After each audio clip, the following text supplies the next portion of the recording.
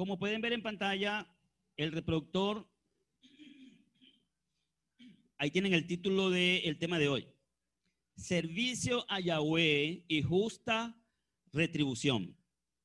Ustedes pueden ver ahí en el reproductor la fecha, la hora en que va a comenzar la reproducción del tema y la hora a la que va a finalizar. Entonces, les invito ahora a ponerse cómodos y cómodas y vamos a escuchar entonces el tema. Yo les voy a invitar a que tomen lápiz y papel o tomen su dispositivo móvil y abran una nota para que tomen apuntes si tienen alguna pregunta, algún comentario, algo que agregar sobre el tema. Al final, cuando concluyamos, daremos espacio para eso. Para no interrumpir el tema y dejarlo correr porque es un poquito largo. Como pueden ver aquí, la duración es de 1 hora y 33 minutos. Hoy es un poco largo el tema, así que, bueno, vamos a darle play para ganar tiempo. Bendiciones para todos, mis estimados hermanos. Bien, tomamos lectura entonces de el libro de Números, de Midbar, Números, capítulo 18, versículos 21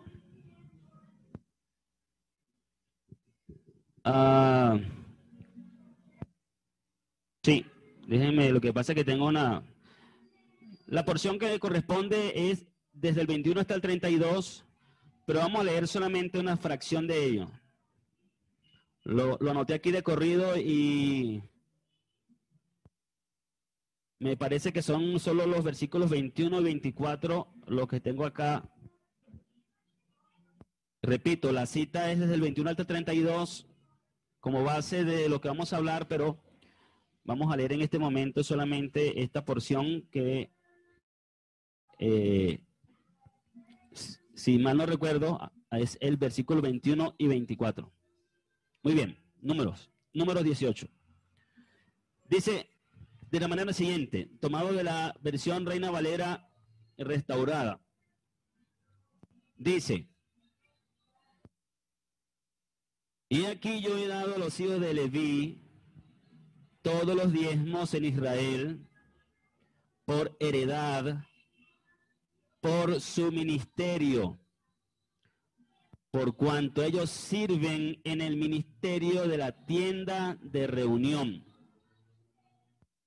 Porque a los levitas he dado por heredad los diezmos de los hijos de Israel, que ofrecerán a Yahweh en ofrenda, por lo cual les he dicho: entre los hijos de Israel no poseerán heredad.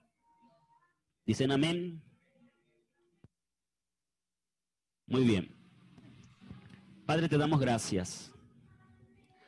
Te damos gracias por tu bondad, por tu misericordia. Te damos gracias por cada Shabbat. Y en este resto de Shabbat que nos queda, queremos aprovechar el tiempo que resta para estudiar juntos. Estudiar este tema necesario para el día de hoy. En el nombre del Mesías Josué, te damos gracias. Amén. Y amén. Muy bien, mis estimados hermanos, este es un tema que yo pues regularmente no acostumbro a tratar. No es muy cómodo para mí hablar de parte del tema, sobre todo lo que tiene que ver con el tema de el diezmo. Pero hay momentos en los que se siente la necesidad de hacerlo, ¿verdad? Así que el diezmo es un tema muy estimado por la mayoría de los líderes de las iglesias, ya que las denominaciones cristianas logran conseguir que sus miembros entreguen el 10% de sus ingresos brutos, y a través de eso logran crear unas poderosas fuerzas económicas. Y han creado unas grandes organizaciones, emporios de mercantilismo religioso.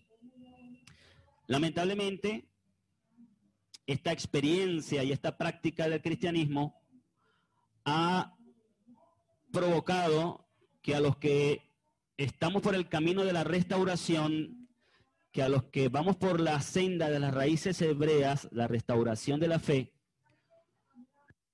nos tengamos como una tendencia hacia el otro extremo. Como ustedes saben, yo regularmente digo que los extremos son malos. No me gusta el extremismo. Y el extremo de utilizar la fe como mercancía y hacer de eso mercantilismo religioso es un extremo que debemos rechazar. Pero hay otro extremo que considero yo también que debemos rechazar, y en función de eso es que hoy quiero tratar este tema, porque considero que ambos extremos son inadecuados, incorrectos. Fíjense que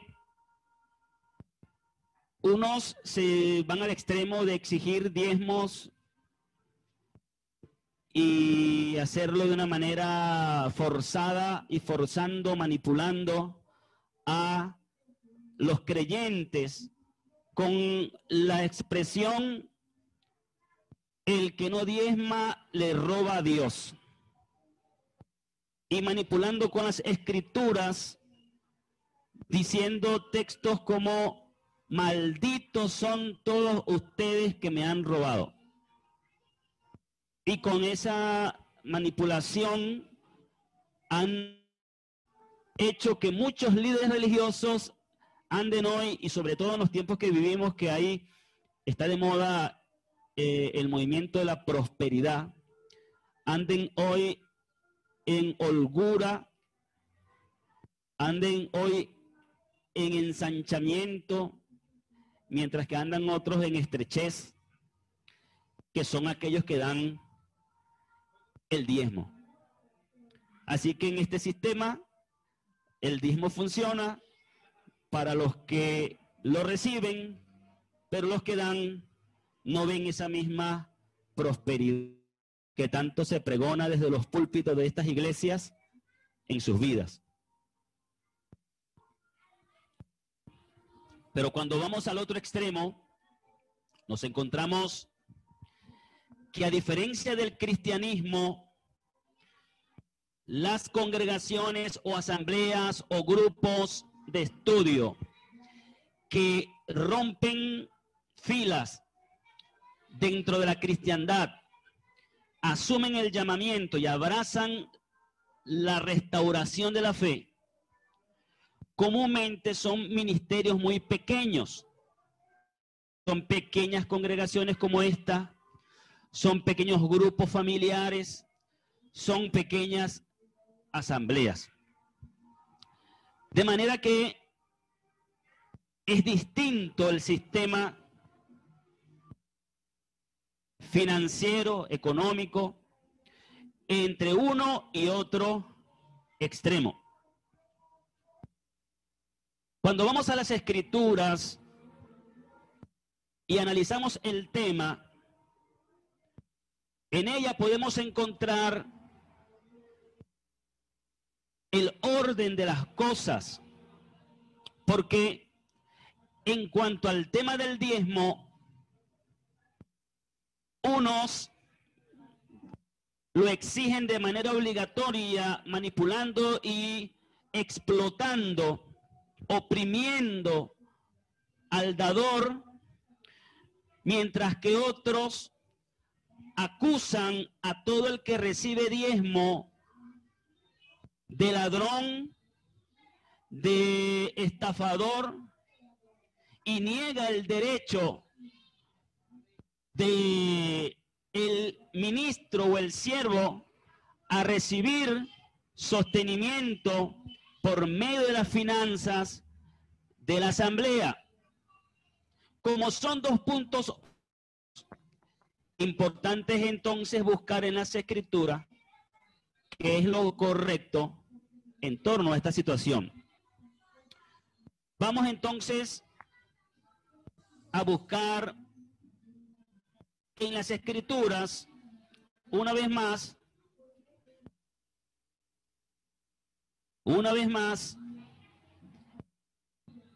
los versículos que leímos de inicio. Número 18, 21. Alexis, te necesito para las lecturas de... Marco lo tiene allí. Número 18, 21. Aquí está, tienes la BIN. El micrófono está aquí.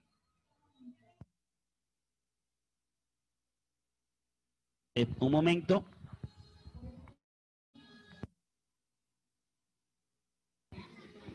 Ok, número 18, 21 y después el 24. Ok. 18, 21. Dice: y a los levitas, mira, les doy todo el diezmo en Israel, como su parte de pago por los servicios que realizan, el servicio de la carpa de reunión. El 24, ¿no? Sí, el 24. Porque los diezmos apartados por los israelitas como contribución a Yahweh es lo que les doy a los levitas como su parte. Por eso he dicho, concerniente a ellos, no tendrán parte territorial entre los israelitas. Ok, fíjense, hermano. El pueblo de Israel era un pueblo que se dedicaba a la agricultura, a la ganadería, a la cría de ganado. Y a las tribus de Israel se les distribuyó herencia sobre la tierra para la cual produciría para ellos el sustento, lógicamente. Pero de entre los hijos de Israel se escogió a la tribu de Leví para que fuesen siervos de Yahweh, para que ejercieran el servicio en el santuario, para que ejercieran el sacerdocio de los levitas. Entonces se eligieron a los sacerdotes, de los cuales sale el sumo sacerdote, y todo ese oficio religioso sería la dedicación, sería el llamamiento que recibieron los levitas. Fíjense que dice el versículo 21 del libro de Números 18, y aquí yo he dado a los hijos de Leví todos los diezmos en Israel por heredad. ¿Por qué? ¿Por qué? Por su ministerio. Entonces, para los hijos de Leví, Yahweh estableció diezmo como forma de sustento en función o en retribución a su trabajo, a su servicio. Y fíjense que por esta causa no se les dio heredad sobre la tierra, no poseerían heredad, como lo dice el versículo 24, de manera que su sustento provendría de los diezmos que Yahweh estableció, de los frutos de la tierra, de las ofrendas para el sustento de estos hombres. Pues su ministerio estaría en la tienda de reunión, lo cual luego pasó a ser el servicio en el santuario, en el templo. Así que es importante en este momento recordar lo que tiene que ver, lo que significa ese llamamiento, eso que llamamos ministerio. Fíjense, ministerio es el acto de ministrar o servir. Acto de ministrar o servir. Es el servicio que rinde una persona a otra. Amén. Es el servicio que brinda una persona que en sentido bíblico generalmente es relación personal, no un simple trabajo manual. En hebreo, el que sirve es denominado con el término eved, que implica un servicio voluntario, un servicio que puede ser voluntario u obligatorio. El servicio del templo correspondía por obligación a los levitas. El ministerio, entonces, se entiende que se puede ejercer de forma voluntaria u obligatoria en el presente. Este servicio o este término eved designa a todos aquellos que tienen que servir: el prisionero de guerra, el esclavo comprado, el funcionario privilegiado de un rey o soberano, y también el adorador de Yahweh, el siervo de Yahweh. En el diccionario Bain encontramos estos términos para referirse a siervo o servir o servicio. Eved, que ya mencionamos, se encuentra en el diccionario Bain con el código Strong del diccionario Strong H5650 y se traduce como siervo. Este nombre aparece más de 750 veces en las escrituras hebreas. Luego tenemos otro término que es el término sharat, del hebreo sharat, con el código H8334 de Strong, y según el diccionario Bain se traduce servir, ministrar. El vocablo se encuentra menos de 100 veces en el llamado Antiguo Testamento, en las escrituras hebreas, y a menudo este término sharat significa el servicio que se ofrecía como parte del culto de Israel. De manera que los levitas entonces, levitas y sacerdotes, ejercían un sharat, un servicio, sharat. Y el otro término que encontramos es un término más conocido y más utilizado dentro de las asambleas de la restauración de la fe, y es el término abodá, que aparece en Strong con el H5656 y que en el Bain nos dice, diccionario Bain, que se traduce como trabajo, labores o servicio. Este nombre aparece 145 veces en las escrituras hebreas. El uso más especializado de esta palabra tiene que ver con el tabernáculo o la tienda de reunión donde iniciaron el servicio de los levitas, y con el templo posteriormente. Los sacerdotes se escogieron para el servicio a Yahweh.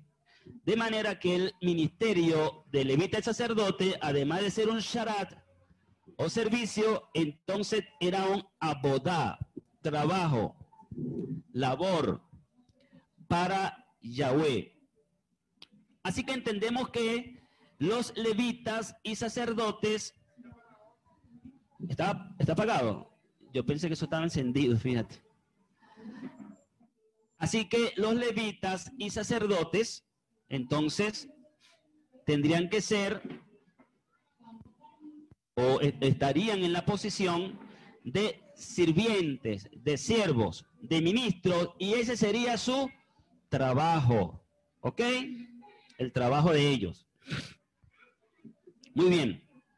Pregunta rapidito. ¿El hombre para qué trabaja?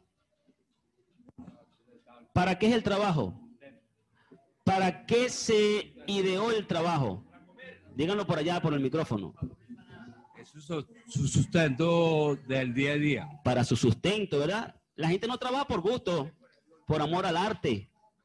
Algunos, bueno, quizás habrá quien trabaje por amor al arte, porque no hay nada mejor que trabajar haciendo lo que no le gusta. Y algunos dicen que trabajar tan malo que pagan por eso. Sí. Hermano Ovaldo dice entonces que algunos piensan, ¿no? Que es tan malo trabajar que te pagan para que lo puedas hacer. Pero igualito de que pagan, trabaja para... Sí. Entonces, ¿qué decía? Que regularmente la gente, la relación de trabajo tiene que ver con sustento, se espera que el que trabaja tenga retribución para sustento. Muy importante. Hasta el que siembra. Exactamente. Fíjate que así es. La hermana María está diciendo algo importante, pero díganlo por el micrófono siempre para que los hermanos les escuchen. De eso incluso vamos a mencionar más adelante. Así que entonces estamos claros de que el servicio de levitas y sacerdotes era su trabajo para el cual debían recibir un sustento, por el cual debían recibir un sustento. Fíjense, esta relación de trabajo, o sea, servir a Yahweh como sacerdote nos deja Israel, y que es llamado en el sacerdocio del nuevo pacto, como dice Pablo a los Efesios, capítulo 4, versículos 11 y 12, que él mismo constituyó a unos enviados, a otros profetas, a otros proclamadores de la buena noticia y a otros pastores y maestros, a fin de capacitar a los consagrados para la obra del ministerio, para la edificación del cuerpo del Mashiach. De manera que todo hombre que fue llamado al servicio levítico, sacerdotal, y en esta etapa del pacto renovado, del nuevo pacto, llamado al ministerio, al servicio, a Yahweh, entonces cada uno de estos hombres debe aprender, el hombre que es llamado al ministerio, hermano Antonio, debe aprender una lección. ¿Sabe cuál es la lección? A depender mano de Yahweh para su sustento. Para los que ven esto como un sistema de explotación y utilizan el diezmo como una figura de explotación mercantilista, esto tiene otra figura. Más bien es la facilidad. Pero para el que entiende esto en la connotación bíblica, porque una cosa es la holgura y la explotación y el lucro personal, que son los términos inadecuados, y otra cosa es el sostenimiento, el sustento.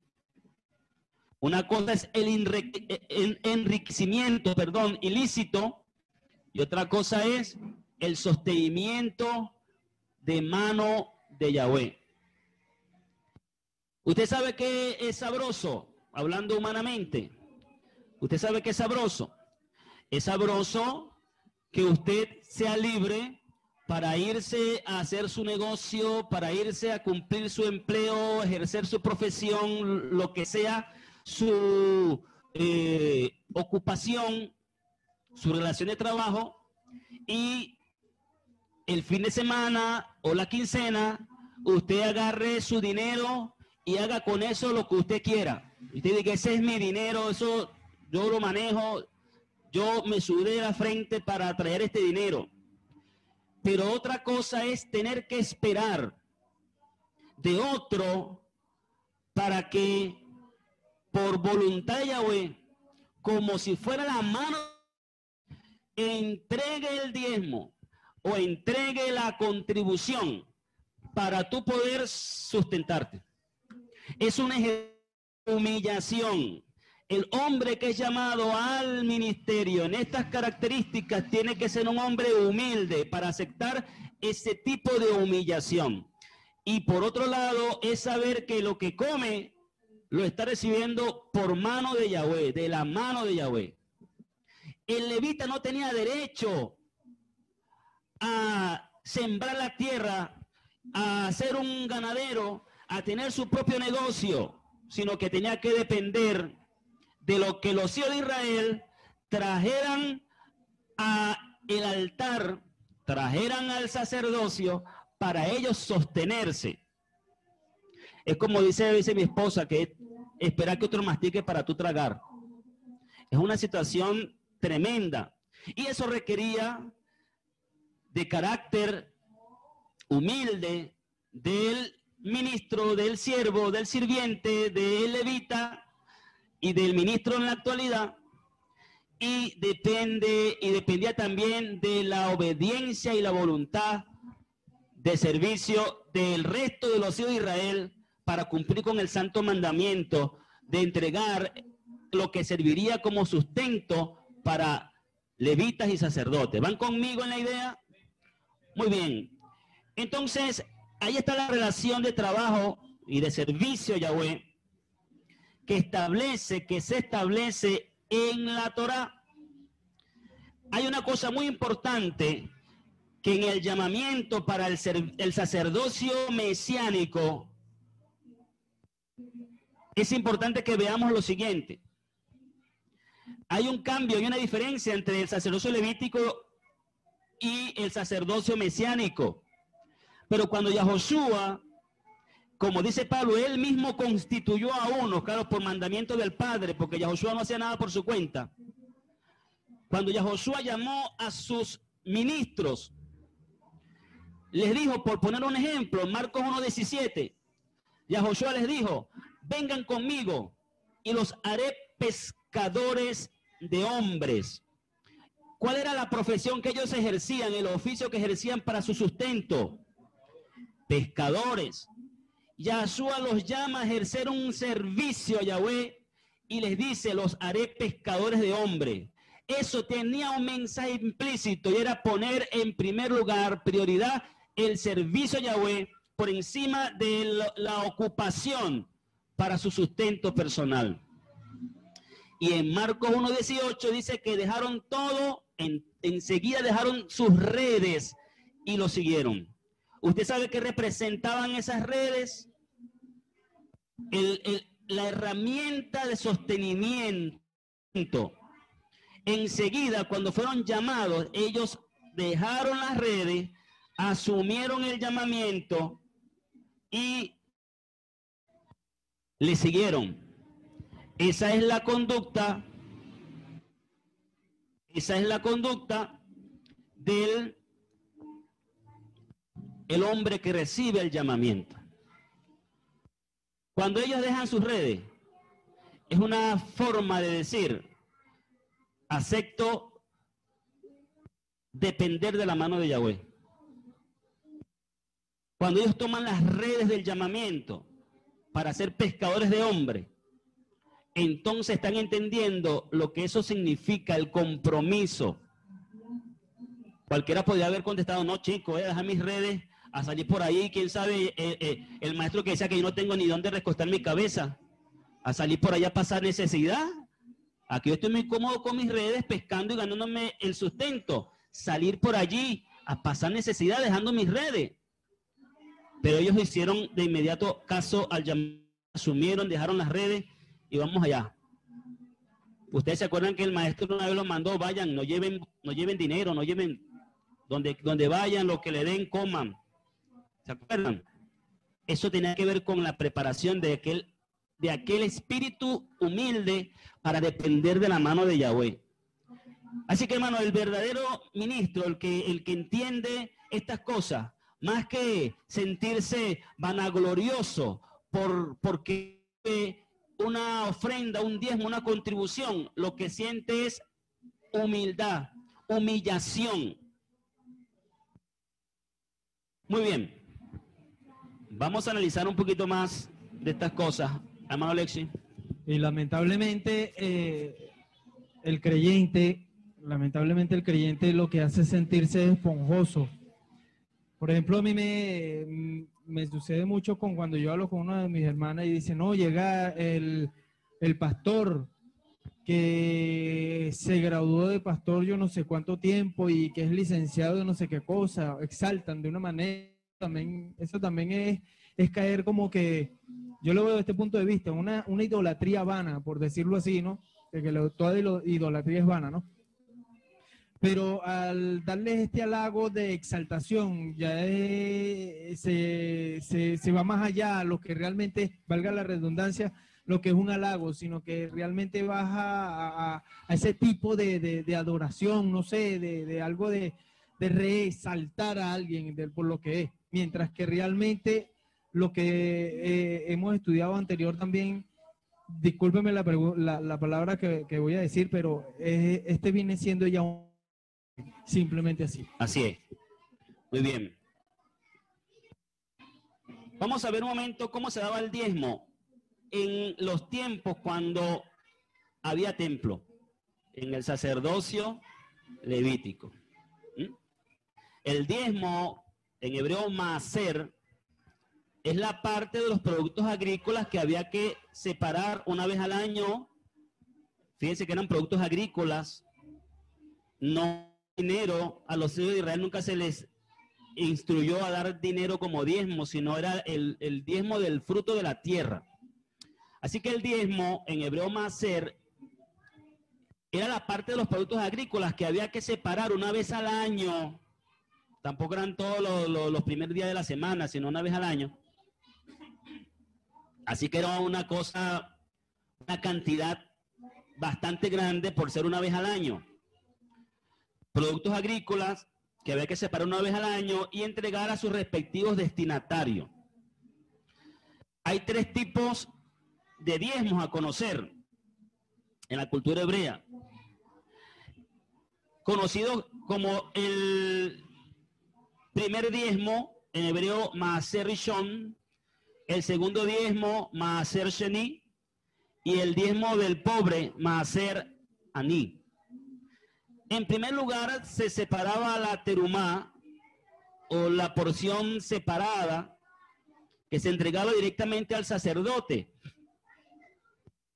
La cantidad oscilaba entre 1.7 y 2.5% del producto. Era la terumá o la porción separada para el... En segundo lugar se separaba el maaser rishon, que es el 10% de lo que quedaba del producto, y se entregaba al levita. El levita a su vez separaba el diezmo de lo que recibía, que se llamaba terumat maaser, y lo entregaba al sacerdote. Eso lo podemos encontrar en Números 18:26. En tercer lugar, se separaba el maaser sheni, que es el 10% de lo que queda del producto, y lo llevaba a Jerusalén para ser comido allí. Esto se hacía el primero, segundo, cuarto y quinto año del ciclo agrícola de 7 años.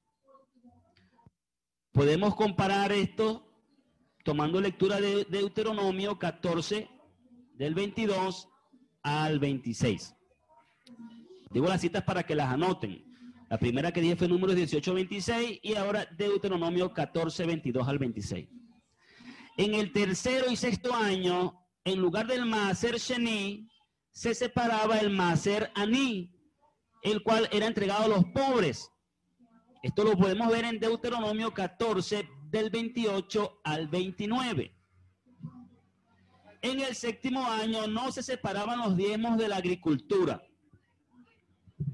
Ese era más o menos, en síntesis, la forma en que se distribuía anualmente el diezmo. El diezmo, estimados hermanos, fue dado a Yahweh y luego él se lo dio a los levitas. Así que ninguno podía decir que estaba dando el diezmo a los hombres. Fíjense, voy a detenerme aquí. Preste mucha atención a esto.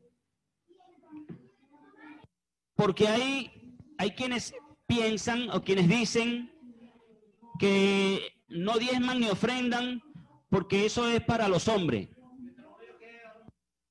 La última cita que di fue de Deuteronomio 14, 28, 29, pero si ven la pantalla se dan cuenta que ahí aparecen los textos. 14, 28, 29.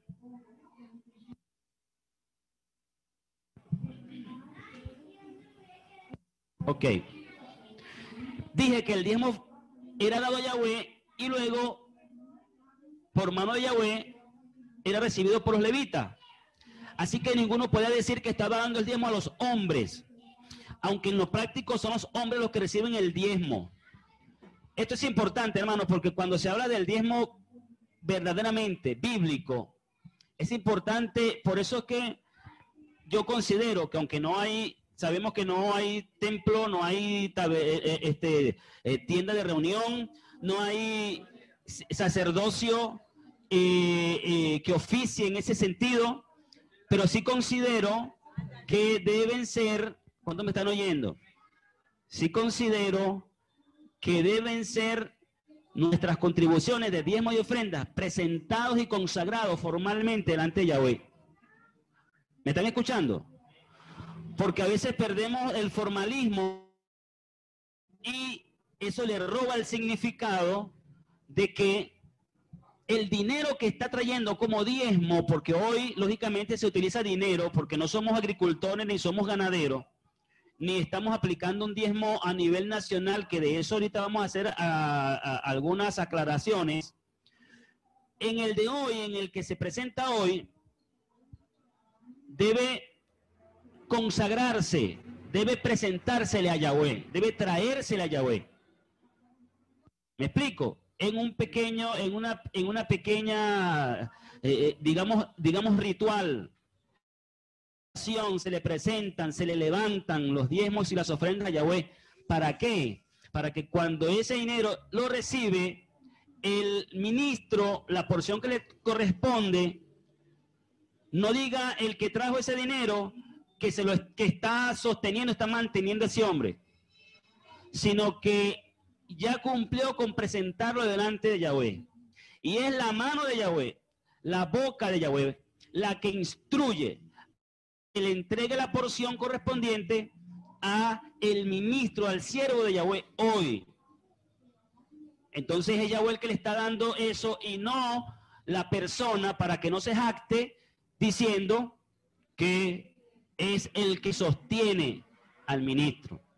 Muy bien, vamos a avanzar un poquito, ¿verdad?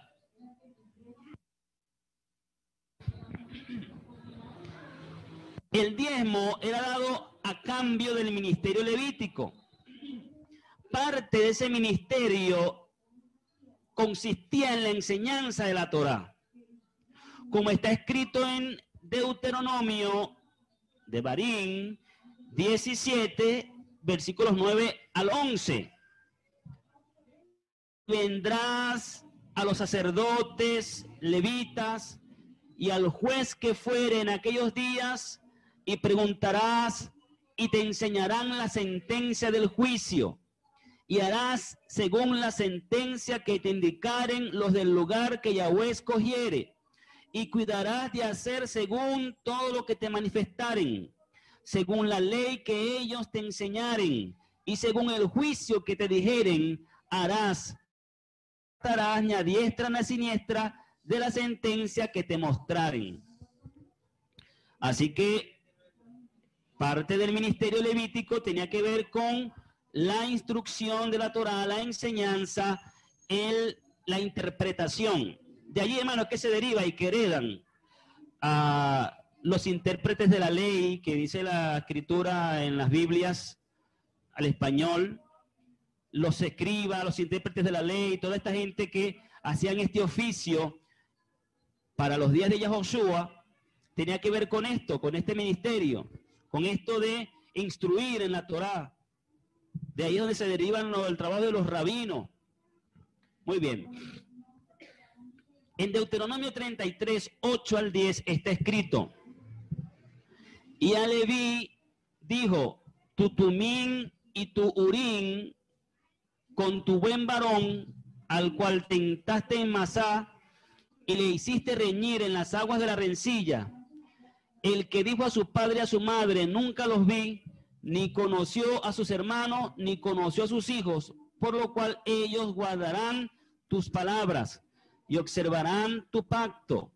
Ellos enseñarán tus juicios a Jacob y tu ley a Israel. Pondrán el perfume delante de ti y el holocausto sobre tu altar. También en Malaquías, capítulo 2, versículos 4 al 7, está escrito, miren aquí la pantalla, hermano. Por eso es que le digo que se acerquen, porque ustedes se empeñan en quedarse por allá. Si aumento más, no sale la pantalla, no sale, se excede de la pantalla. Entonces, fíjense. Vamos a ver algo aquí un momento.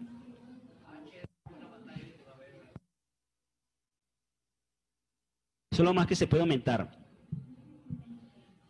Decía que en Malaquías 2, 4 y 7 está escrito: y sabrán que yo les envié este mandamiento para que fuese mi pacto con Leví, ha dicho Yahweh de los ejércitos.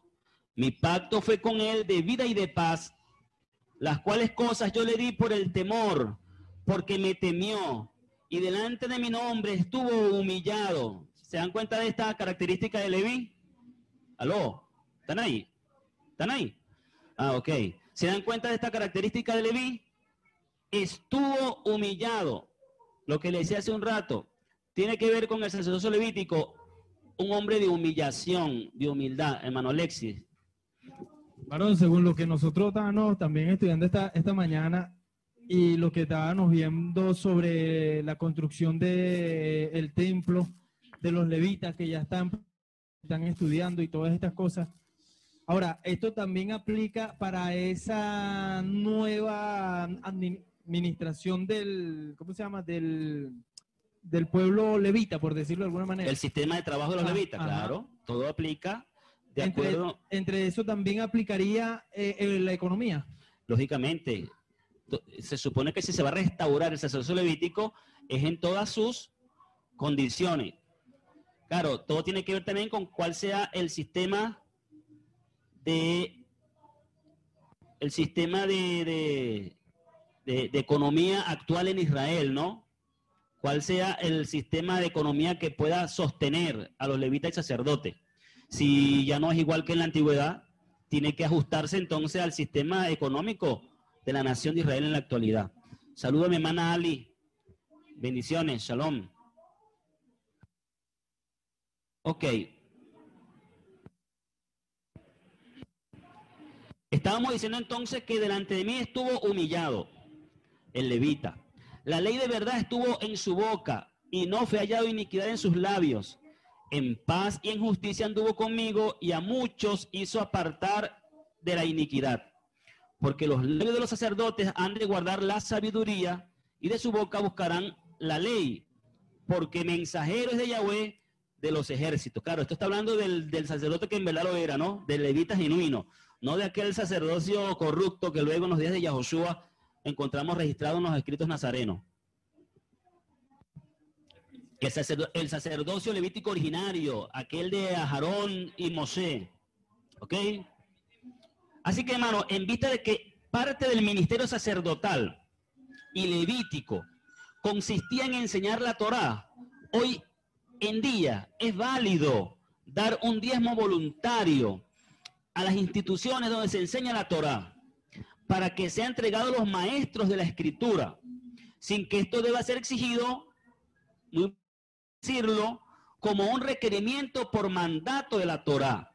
¿Por qué esto no debe ser exigido como un requerimiento por mandato de la Torá? De analizar a continuación.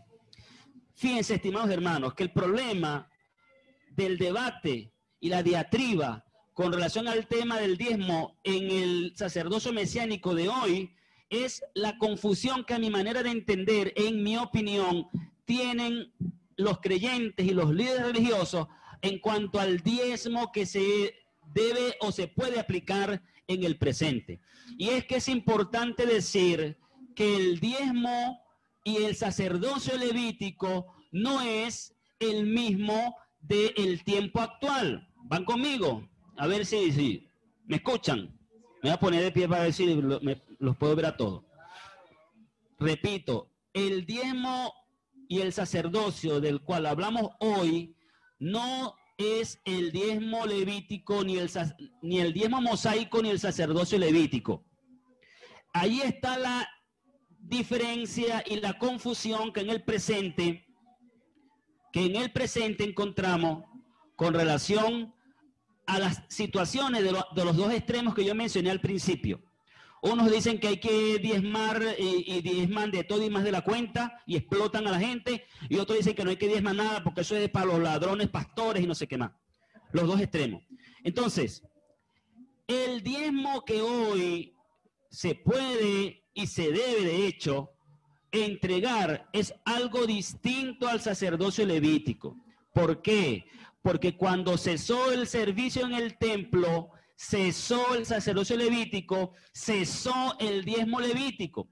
Así que aquellos que utilizan las escrituras que se refieren al sacerdocio levítico y al diezmo mosaico para aplicarlo hoy, están errando en la aplicación del mandamiento, porque ese no es el modelo a aplicar, ni es el que está vigente en la actualidad. Ah, pero entonces es que hay otro diezmo, hay otro sacerdocio. Vamos a ver.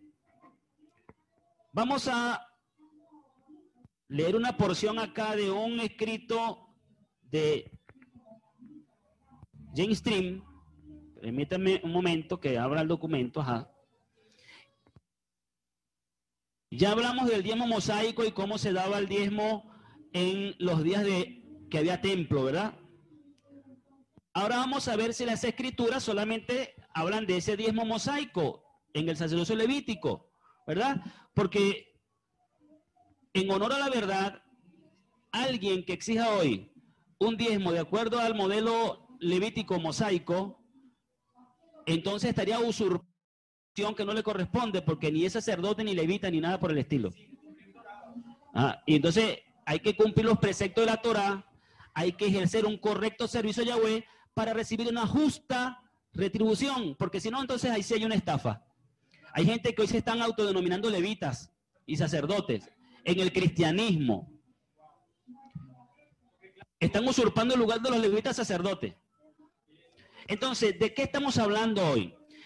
Hemos entrado, ustedes se acuerdan toda la explicación que yo les he dado con relación a el sacerdocio que cesa y el sistema paralelo que estuvo funcionando durante los días de la existencia del templo, luego de la resurrección de Yahoshua, pero que cuando se destruye el templo y cesan los sacrificios y cesa el sacerdocio levítico, se inicia, o mejor dicho, se hace ya como único y como el único formal sacerdocio mesiánico, el sacerdocio del Mesías. ¿Cuál es ese?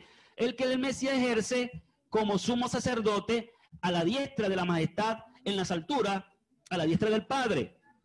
Ese sacerdocio no contiene, no se ejerce con animales, sino que es el sacerdocio que se ejerce con frutos de labios que confiesan su nombre, con las ofrendas espirituales que eleva a la asamblea y que a través del Mesías llega al Padre. ¿Ok? En ese sacerdocio se aplica la figura del sacerdocio según el orden de Melquisedec. ¿Ok? Fíjense, Abraham vivió en días cuando la Torá no había sido escrita, porque aún no había ocurrido el evento, ¿verdad? Con Moisés en el Sinaí y todo lo que instituyó y constituyó el sacerdocio levítico. O sea, Abraham Avinu no vivió en los días de levitas y sacerdotes, ¿cierto? Pero la Escritura dice que Abraham entregó sus diezmos. Aparte que es importante decir como un dato adicional que el diezmo no era una práctica única y exclusiva de los hebreos. El diezmo se acostumbraba en otras naciones y en otras regiones, en los días de Abraham, por ejemplo. Así que vamos a ver ahora la figura del diezmo abrahámico, que es la figura que se relaciona íntimamente, directamente con el diezmo y el sacerdocio mesiánico. Abraham es la raíz y Yahoshua el vástago, y que Yahshua es la simiente. Amén, hermano. La simiente de Abraham, por la cual entramos nosotros. Muy bien, fíjense, dice en Génesis 14, los 8 al 20, o 18, perdón, al 20, 18 al 20. Y Melquisedec, rey de Salem, trajo pan y vino, y él era el sacerdote del Elohim Altísimo. Y lo bendijo y dijo: bendito sea Abraham del Elohim Altísimo, poseedor de cielo y tierra, y bendito sea el Elohim que ha entregado a tus enemigos en tu mano. Y le dio el diezmo de todo. Abraham le dio el diezmo de todo a Melquisedec. Ahora, estamos leyendo el escrito de James Strang. Alexis, si va a decir algo, dilo por el micrófono, pero rapidito, porque ya se nos está yendo el tiempo. Ahora, ¿quién era este Melquisedec? Estoy leyendo el escrito de James Strang. ¿Y por qué Abraham le pagó el diezmo a él? Le entregó el... Se puede comparar también con Josué 10, 13 y segundo libro de Samuel 1, 18. Ahí creo que lo que se hace es mención del libro de Yasher, conocido también como Midrash Sefer HaYasher, el libro de Yasher. Este mismo relato, pero con una importante información adicional. Recuerden que el libro de Yasher es un libro conocido como apócrifo, que a decir verdad tiene solo un valor histórico. No es un libro inspirado, no ha sido reconocido como inspirado. Muy bien. Dice que tiene una información adicional. Un momento, que se quedó pegado aquí la computadora. Se me va el tiempo. A ver si quiere responder. Un momento, ya va. Se va el tiempo volando, sí. Se va el tiempo volando y la computadora de repente le da por quedarse colgada.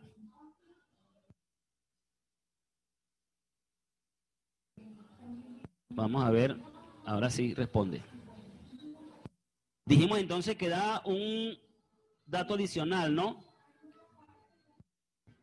El libro de Yasher, capítulo 16, versículos 11 y 12.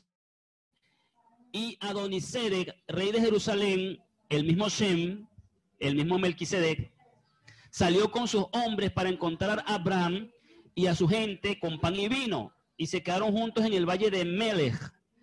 Y Adonisedec bendijo a Abraham, y Abraham le dio un décimo de todo lo que había traído del despojo de sus enemigos, porque Adonisedec era sacerdote delante de Elohim. Todo eso tiene que ver con si mal no recuerdo, aquel evento donde fue Abraham a liberar a Lot, luego de que se separaron, y luego se metió por allá en problemas, y entonces fue a rescatar a su sobrino, y se trajo todo el botín de aquella gente con la cual luchó, y aquí de ese botín le entregó el diezmo a el sacerdote. Según el libro de Yasher, Abraham pagó diezmo a Melquisedec, o como es llamado en el libro de Yasher, Adonisedec. En este caso Melquisedec o Adonisedec, porque él era un sacerdote.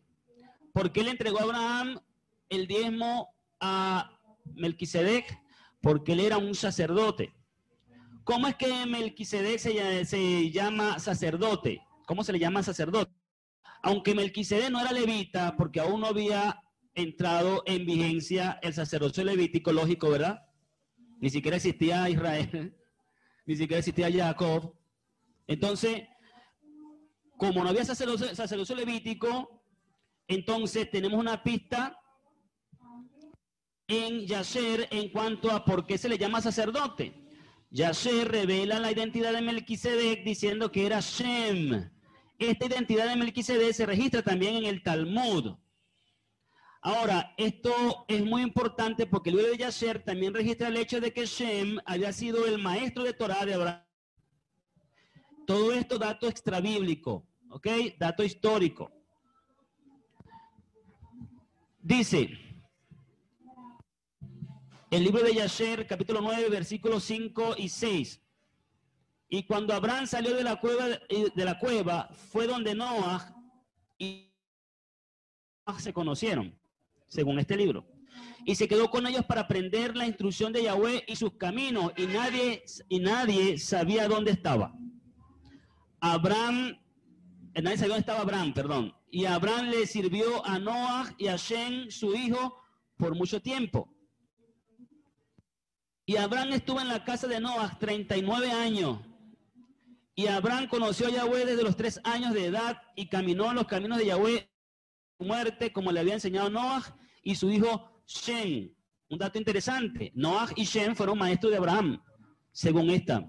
Claro, todo esto es factible, porque si no, ¿de dónde aprendió Abraham a salir del paganismo de Ur de los Caldeos?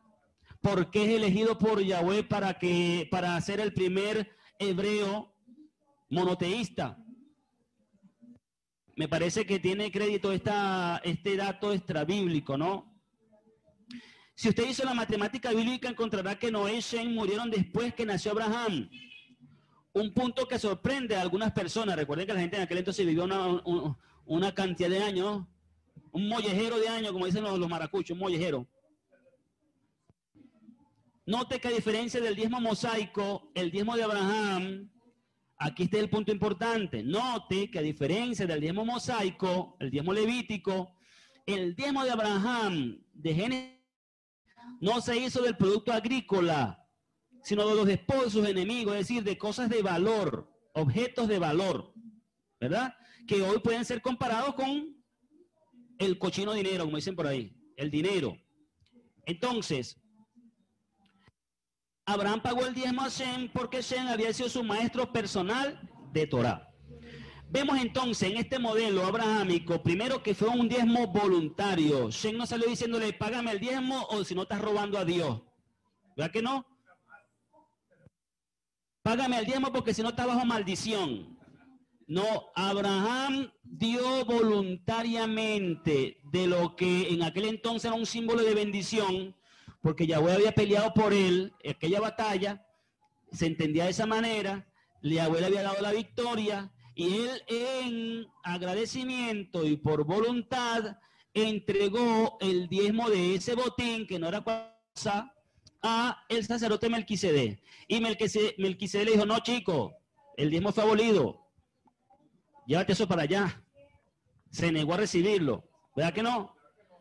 Melquisedec reconoció que era justa retribución. ¿Me comprenden? Muy bien, cerramos el escrito acá.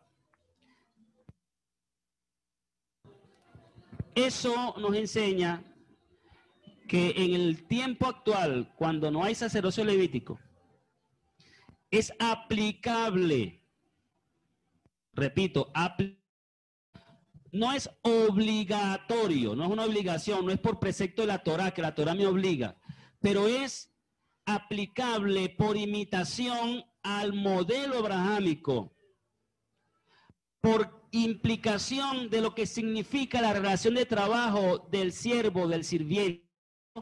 Quiero terminar haciendo una reflexión para concluir, hermanos. Abraham le dio este diezmo a Melquisedec o a Shem porque él ejercía un sacerdocio, era un ministro, era un siervo de Yahweh. No es para que en la actualidad ahora salga la gente diciendo que son siervos de Yahweh y que entonces tienen que entregarle el diezmo porque es una obligación, porque si no roban a Dios. Ese es un extremo. Pero el otro extremo Es decir, yo no tengo por qué darle ningún diezmo, ni ninguna ofrenda a ningún sacerdote, a ningún pastor, a ningún ministro. Ese es el otro extremo. Y yo decía que es importante hoy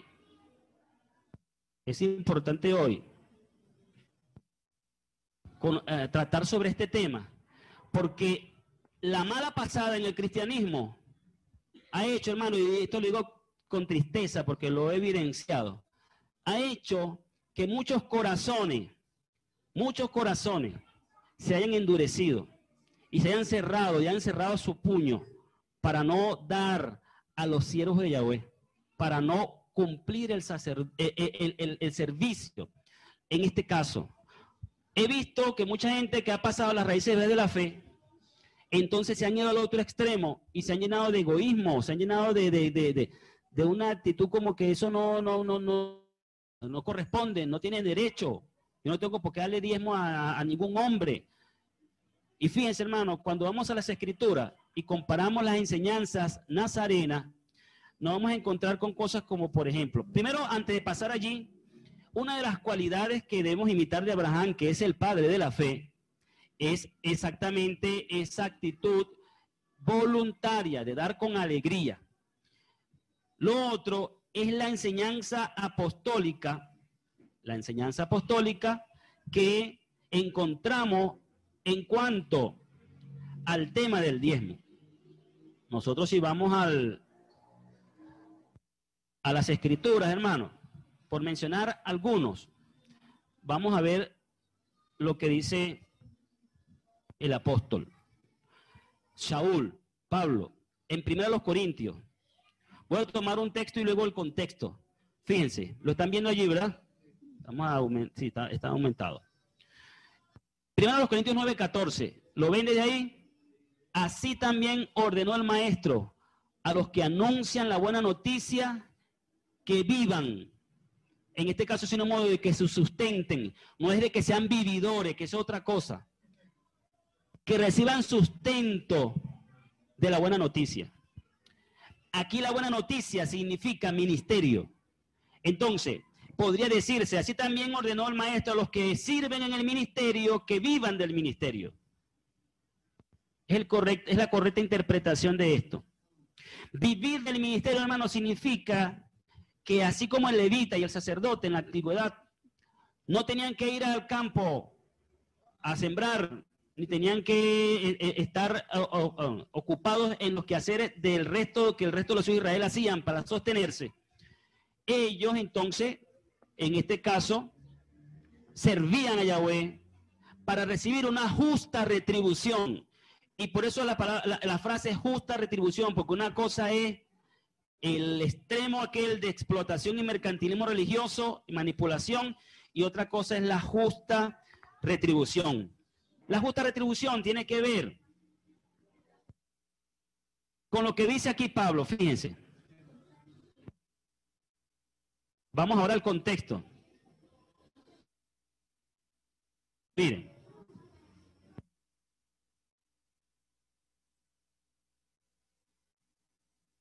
Fíjense. Vamos a comenzar desde el versículo versículo 7 en adelante, el mismo 1 Corintios 9. ¿Van conmigo ahí? Miren lo que pregunta Pablo. ¿Quién presta jamás servicio de soldado a sus propias expensas? O sea, ¿quién va al ejército y costea todo lo que tiene que utilizar en el ejército? Nadie, ¿verdad? El gobierno costea todos los gastos de un soldado para efectos de su servicio militar. Sería el colmo, ¿eh? Que te van a reclutar, te van a llevar a servir y también tú tienes que pagar el uniforme y pagar toda la comida y todo aquello ya. No, el soldado es, ¿cómo se llama? Sustentado por el gobierno cuando está en su servicio militar. ¿Quién planta una viña y no come de su fruto? ¿A quién se le ocurre sembrar una mate mango y después decir esos mangos son de adorno?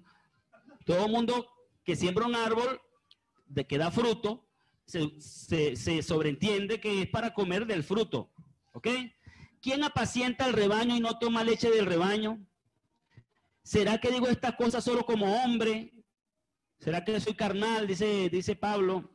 Pablo está defendiendo su ministerio en este punto. Este contexto es que Pablo está, a los que lo atacaban, lo llamaban falso apóstol y lo trataban como que no tenía derecho a nada.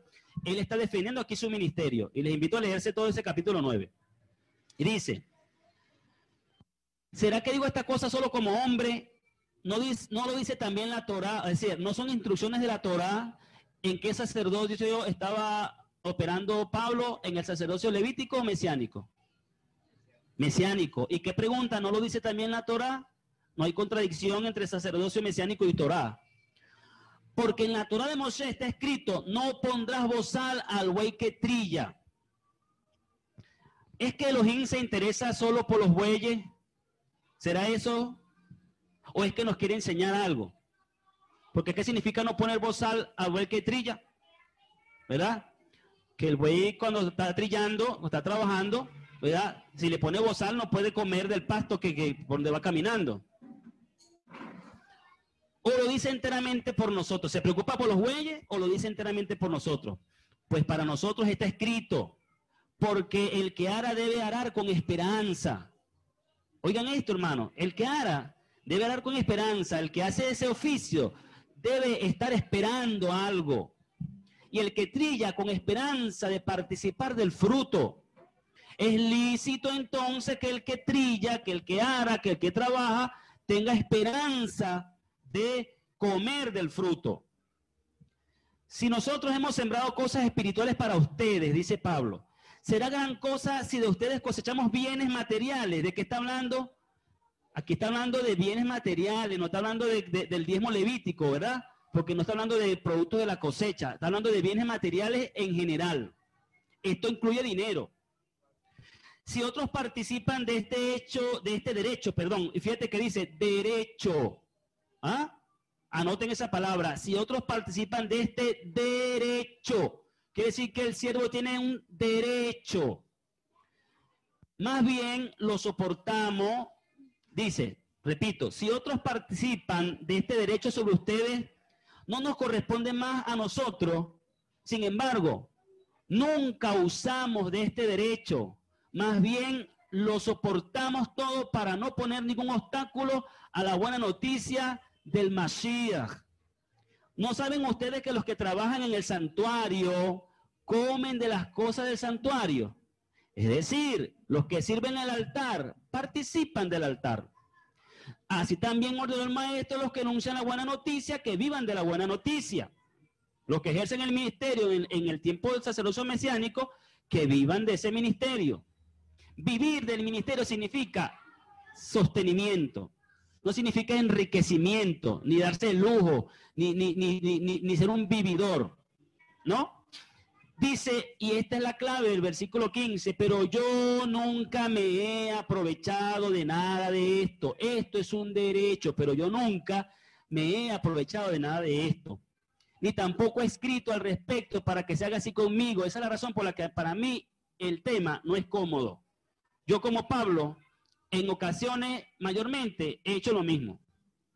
No he escrito para que se haga así conmigo, no he exigido, sino que he dejado que cada corazón y que cada pensamiento accione. Pues para mí sería mejor morir, dice Pablo, mira, Pablo era un poquito orgulloso, ¿no? Porque para mí sería mejor morir antes que alguien me quite este motivo de orgullo. Y saben que a mí incluso no me parece buena la actitud de Pablo en este caso. ¿Saben por qué?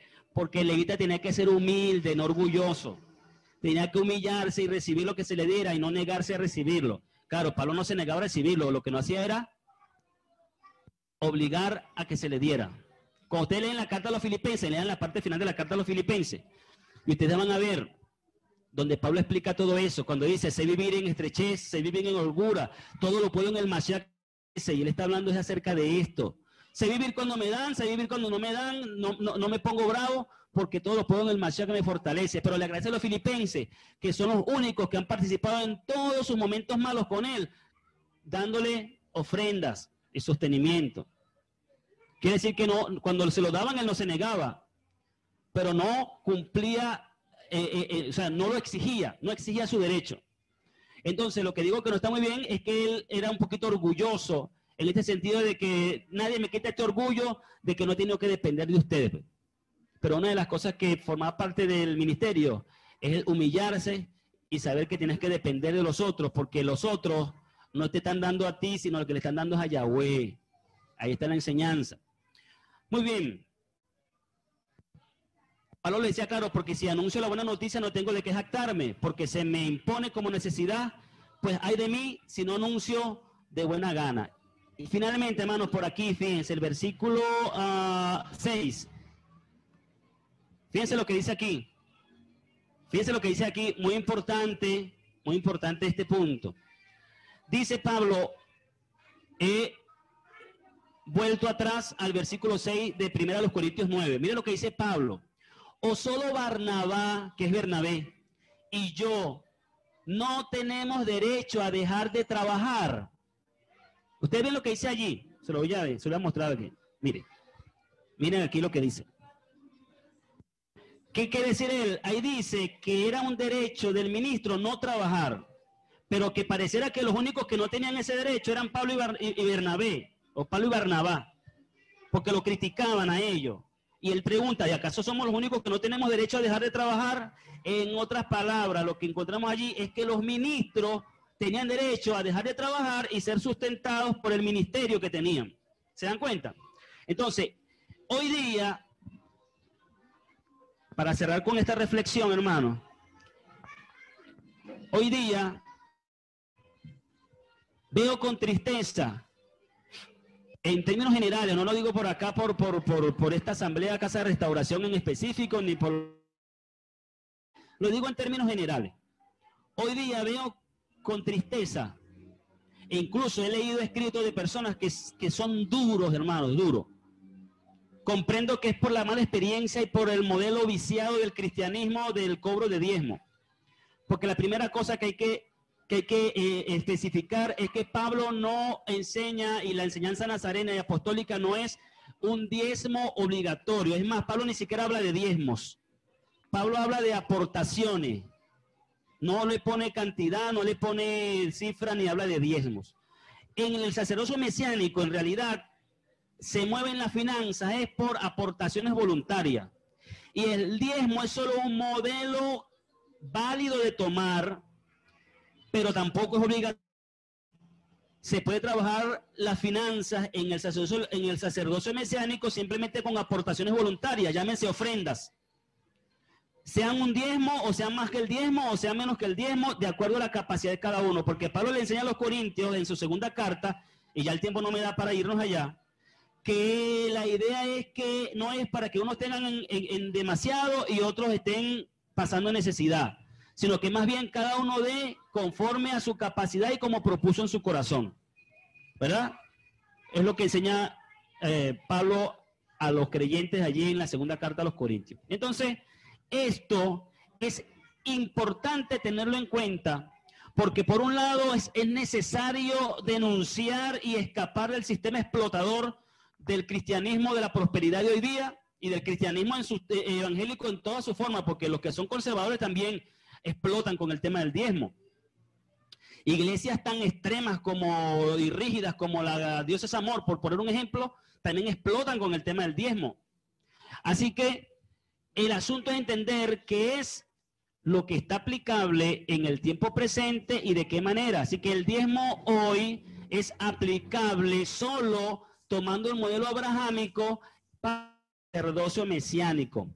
Y si no se habla de diezmo, pues se habla de aportaciones. Pero ¿saben qué sí es lo que encontramos en las Escrituras, hermanos? Que es mandamiento de Yahweh, basado en la Torá y en los escritos nazarenos, que se sustente a los ministros que en verdad lo son. Yo he escuchado, y por ejemplo en la Asamblea de Yahweh, se habla de que se espera que los pastores trabajen, que los ministros trabajen. Y está bien. Pablo trabajaba con sus propias manos y hacía su propio sustento. Pero es importante no violar las escrituras que enseñan que es un derecho que tiene el ministro a dejar de trabajar en las cosas seculares y dedicarse a su ministerio para recibir justa retribución. Y les voy a poner un ejemplo, hermanos. Les voy a poner un ejemplo, miren. En mi caso, voy a tomar mi vida como ejemplo. Yo, antes de llegar a las asambleas de Yahweh,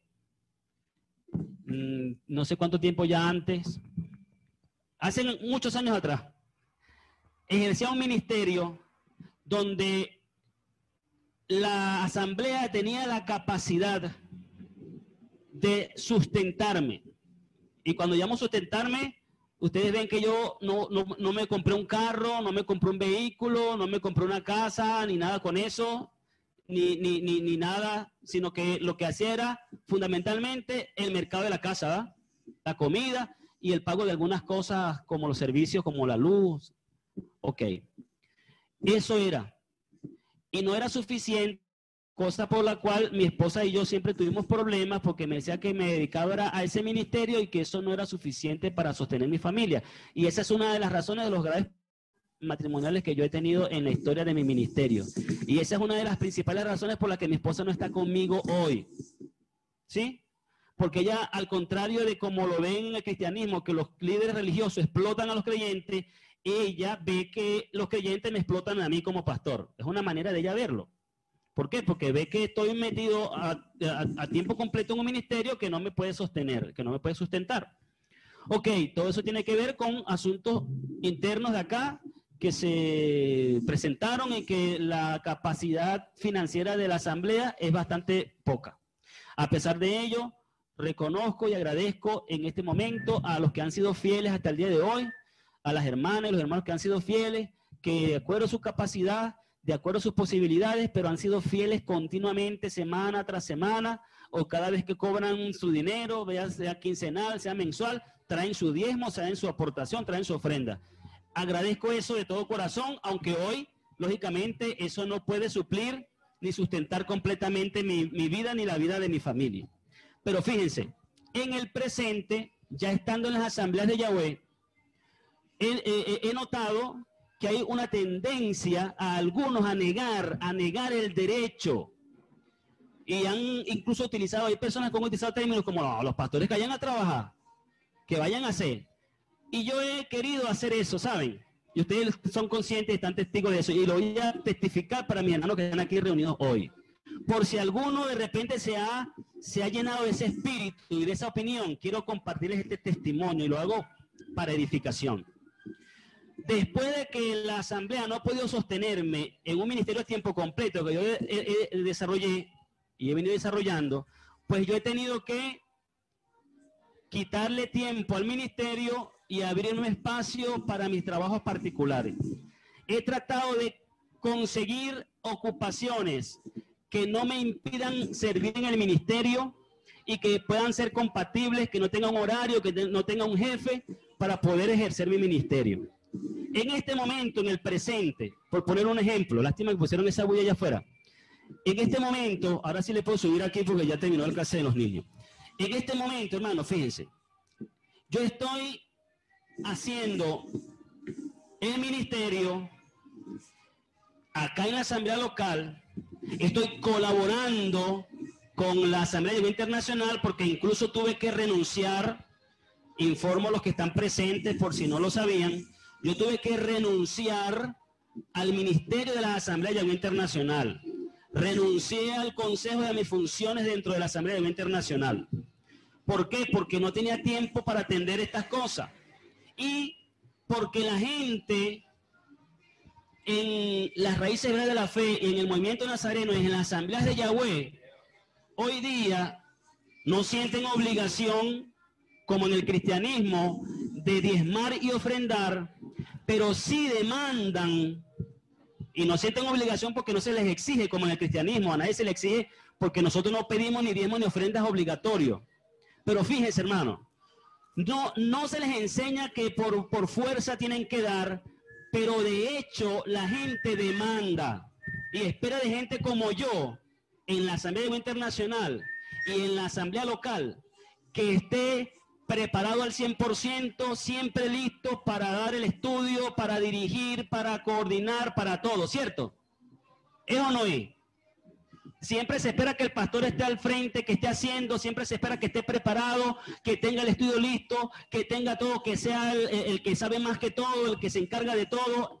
Se ejerce un ministerio, algo que yo estoy y que algunos en algún tiempo no lo entendían, es que yo no tengo tiempo para estar visitando los hogares de los hermanos, no tengo tiempo para visitar los hospitales a los enfermos, no tengo tiempo para una cantidad de cosas que es propio de hacer un pastor, porque no tengo tiempo, porque yo tengo que atender problemas de mi casa, tengo que atender problemas del trabajo, y el poquito tiempo que me queda, entonces lo tengo que distribuir entre mi ministerio en la asamblea local y todo lo que hacía para la asamblea internacional. Sí, eso que acabas de decir es cierto, Alexi. Yo no tengo vida para mí ni tiempo para mí. Entonces, fíjense, hermano, lo he tratado de experimentar y digo, esto no puede ser correcto, hermanos. Honestamente lo digo. Esa posición de que se espera que los pastores trabajen, que se espera que los ministros se dediquen a lo suyo y que se autosustenten, no es compatible porque la demanda es superior a la oferta. ¿Me van comprendiendo? ¿Me van comprendiendo? La demanda de tiempo en el ministerio es superior a la oferta, porque si no vas a recibir ninguna justa retribución, entonces, ¿cómo se espera, estimados hermanos? Fíjense esto. ¿Cómo se espera que tenga tiempo devocional para estar horas de oración y estudio, que al mismo tiempo se encargue de su casa, como en el caso mío, porque mi esposa trabaja, de preparar a los muchachos en la casa, de la comida, de quehaceres del hogar, también de salir a trabajar y luego entonces también de los quehaceres del ministerio y que esté siempre listo? Es una cosa tremenda y lo digo porque lo he puesto en práctica, lo estoy viviendo y digo, esto no puede ser correcto. Entonces, si queremos un ministro que se dedique a trabajar y se autosustente, entonces hay que rebajar la demanda.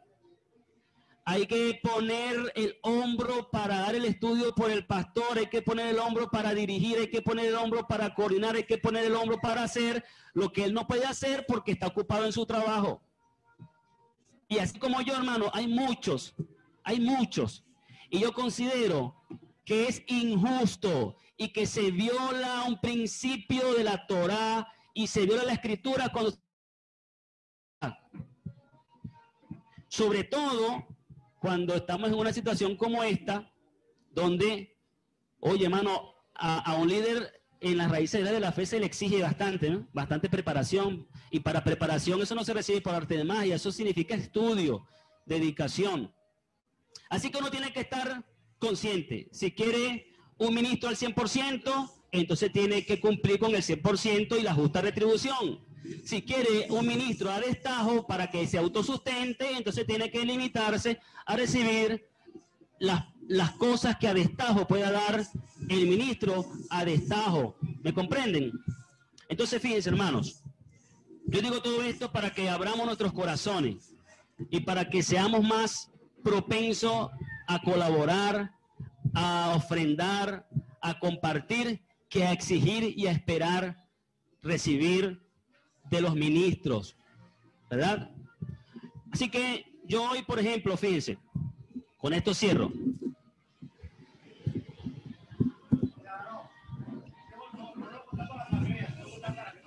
Ya, pero déjalo para el final entonces porque tengo que despedirme de ellos para poder darte el espacio. Fíjense, hoy, siguiente, en la mañana, desde que me levanto, aprovecho el poco tiempo de hacer cualquier cosita de las que tengo que hacer acerca del ministerio a través del internet, una cuestión, mientras pongo a hacer mi material de trabajo, para salir a las 1:30 de la tarde a vender café, porque alquilé un localcito con la intención de levantar un nuevo negocio, pero es a tiempo. Lo que estoy haciendo es el punto. Ahorita no está dando dinero, no está dando nada, no está dando ganancia. Lo que está dando más bien es demanda de inversión para poder ver el fruto. Entonces tengo la esperanza de invertir en ese negocio y que ese negocio mañana me pueda sustentar. Pero en este momento el negocio lo que está demandando es tiempo y lo que está demandando es inversión.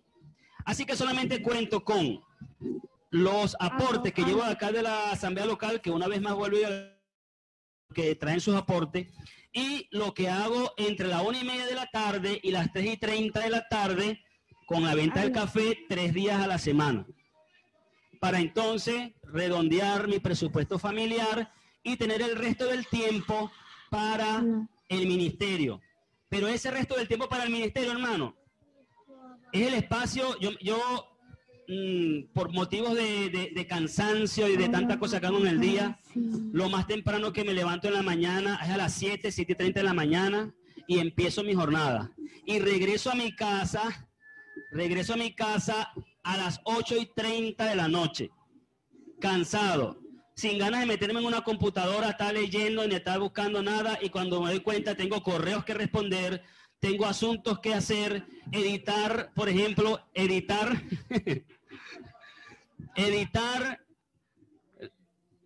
es una buena pregunta. ¿Cómo? Es una buena pregunta. Entonces, no, bueno, mi esposa, ella trabaja y ella dice que no puede hacer nada de esas cosas porque ella está trabajando. Y cuando no está trabajando, que se queda en la casa es porque se siente mal de salud, y como se siente mal de salud, dice que no puede estar haciendo nada porque ella se siente mal de salud. Aunque a pesar de eso, algunas cosas hace, ¿no? En el hogar. Por ejemplo, de repente uno que otro día hace la comida, uno que otro día, bueno, a ella lo que más le gusta es dedicarse a limpiar la casa como hoy. Ella como no guarda Shabbat, entonces hoy se dedicó todo el día a estar limpiando y moviendo los corotos para allá y para acá. Pero lo particular, entre semana, sí, no importa, esto es para que ellos lo usen allí. Lo particular es que entre semana, pues yo tengo que atender una cantidad de cosas. Y eso, hermanos, realmente me limita el tiempo. Ahora dirán, por ejemplo, yo trabajo 3 días a la semana. Y los otros 2 días es que puedo aprovechar a salir a comprar la comida, si hay que comprar, si tengo que ir a hacer una diligencia, tengo que ir al banco, todo eso. Cuando vengo a ver, hermano, realmente en síntesis le puedo decir honestamente, mi semana no me alcanza. Los 7 días de la semana que tengo no me alcanzan para todas las cosas que tengo que hacer. Las 24 horas del día o las 12 horas del día, que es de día, no me alcanzan, hermano. ¿Cómo hago? Entonces la pregunta es, ¿cómo esperan que tenga una vida devocional de horas de oración y estudio? Demasiado, hermano. La misericordia de Yahweh es grande, que puede estar aquí cada miércoles por internet y aquí cada Shabbat trayendo lo que traigo por la misericordia de Yahweh. Pero ¿saben qué? Honestamente les confieso, creo que tarde o temprano eso me estaba pasando factura, porque el estrés que me genera afecta a mi salud. Tengo no sé cuánto tiempo tratando de ir al médico y no encuentro un espacio en la semana para poder ir al médico. No tengo tiempo para ir al médico. Me irán a sacar de emergencia el día que ya no pueda hacer otra cosa, ¿eh? Yahweh me libre. Pero es que no tengo tiempo para hacer. Así que, hermanos, esto no lo digo por mí solamente, ni por mi provecho personal. Lo digo porque así en mi situación, ¿cuántos no habrán en el ministerio? ¿Cuántos no habrán? Así que, hermano, es importante saber que es una gran bendición. Y les digo esto, hermano, yo no cambiaría. Si yo volviera a nacer, yo no cambiaría mi profesión por otra. Yo amo el ministerio. Me encanta ser pastor, con todo lo que ya he mencionado. Me gusta y lo hago voluntariamente. Y yo espero y creo que está en el corazón de ustedes lo mismo con relación a la justa retribución. Amar el dar para sostener mi vida, más que todo la alimentación, porque lo que yo agarro de aquí, hermano, a veces es un poquito más, a veces es un poquito menos, pero lo que yo agarro de aquí lo llevo y lo gasto en comida. Y después tengo que ir entre semana con lo que me gano completar el mercado, porque eso no alcanza para la semana. Entonces, todo eso forma parte del servicio a Yahweh que se le puede hacer. Cuando vayamos a demandarle a un hombre un ministerio excelente, quiero cerrar con esta idea, hermano. Cuando vayamos a demandar, cuando nos sintamos inclinados a demandar de un hombre un ministerio excelente, sin defectos, Mirémonos a nosotros mismos y preguntémonos si estamos sirviendo a Yahweh con excelencia, si estamos cumpliendo nuestra parte del convenio. Y entonces, en función de eso, podremos demandar conforme lo que nosotros estamos dando para Yahweh. Con esto cierro, hermano, agradeciendo y que todo esto sirva para edificación, sirva para reflexión. Me disculpo si alguna palabra dicha ofende, si alguna cosa que haya dicho haya caído mal, pero son cosas que a veces hay que decirlas. Son cosas que muchas veces callamos y que la procesión va por dentro, como dicen por ahí. Pero hay cosas que a veces hay que externalizarlas y llamarnos a la reflexión. Si no estamos siendo egoístas, si no estamos siendo egoístas con la obra de Yahweh, con el servicio a Yahweh. Muy bien, vamos a estar dando gracias. Vamos a dar gracias por su amor, por su misericordia, porque Él es bueno. Solo que Él muchas cosas las hace a través de nosotros. Es como aquel ejemplo que pone la Escritura en la carta de Jacob. Ahora mismo tengo el lapsus mental si es Jacob o Yahudá, pero donde se habla de si alguno tiene necesidad, no basta con decirle Yahweh te bendiga, si tienes cómo ayudarle en su necesidad. Entonces, cuando tú le dices al ministro que Yahweh te bendiga, te supla, te sustente, y no entiendes que Yahweh lo hace a través de ti, entonces no está. Vamos a dar gracias por todas las cosas. Padre, a los que te amamos, todas las cosas ayudan para bien. Nosotros, en este tiempo de meditación, de reflexión, necesitamos que tú nos instruyas, nos ayudes. Y que todas estas cosas que analizamos tengan su justo lugar desde las perspectivas bíblicas. Líbranos de los malos extremos, del extremo aprovechador, del extremo explotador, manipulador, y líbranos del extremo del egoísmo, de la mezquindad. Líbranos, Padre.